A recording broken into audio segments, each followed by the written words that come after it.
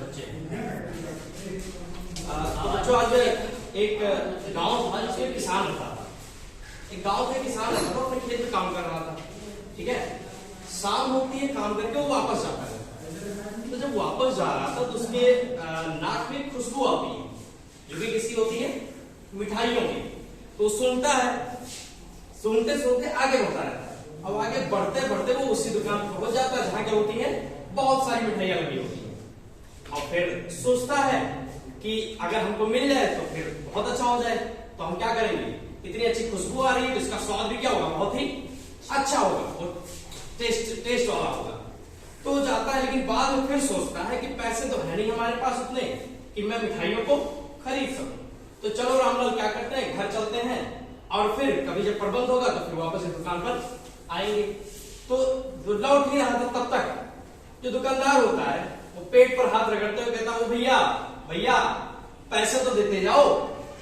अब रामलाल और चौक जाता है कि पैसे किस बात के, मैंने तो मिठाई खाई ही नहीं। रामलाल चौक जाता है कि पैसे किस बात के, मैंने तो मिठाई खाई ही नहीं। तो आता है, पूछता है, तो हलवाई कहता है कि आपने मिठाई सूंघा, इसका मतलब आपने मिठाई खाया। खाना और सूंघना दोनों एक बराबर। आपने सूंघा, आपने खाया, दोनों एक बराबर। तो आपको पैसे तो देने ही पड़ेंगे। अब रामलाल फिर से चौक जाता है कि पैसे मेरे पास है नहीं और मैं यहां आकर गलती कर बैठा। तो उसने फिर उसके दिमाग में तरकीब सूझी। उसके दिमाग में क्या सूझी? तरकीब। उसने अपने जेब से बटुआ निकाला और बटुए को क्या किया? खनकाया। खन खन, आप लोग बोलेंगे तो ऐसा, खन खन खन खन, 2 बार खन गया और कहा ये लो आपके पैसे हो गए। अब हलवाई फिर चिंतित हो गया, पैसे तो हमें मिले नहीं, ये कह रहा हमें पैसे मिल गए। एक बार फिर उसने खनकाया, खन खन खन खन, जैसे मैंने सूंघा इसका मतलब मैंने खा लिया, वैसे अगर आपने पैसे की आवाज सुन ली इसका मतलब आपको पैसे मिल गए। तो हमारा तुम्हारा हिसाब बराबर। और फिर वो हंसते गाते घूमते टहलते अपने घर को निकल दिया।